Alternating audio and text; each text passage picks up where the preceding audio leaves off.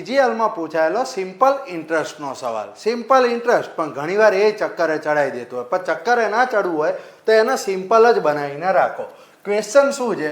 In what time will ₹10,000 at 4% per annum produce the same interest as ₹8,000 does in 4 years at 5% simple interest?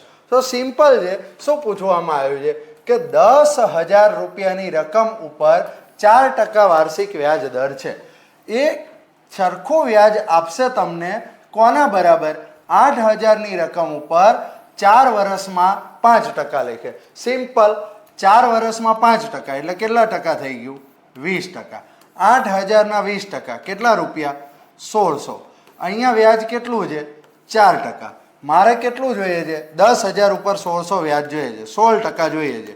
ચોખ્ખું 16. 4 વર્ષ. સીધો answer. Simple બનાવીને રાખો, answer જલ્દી આવી જાય.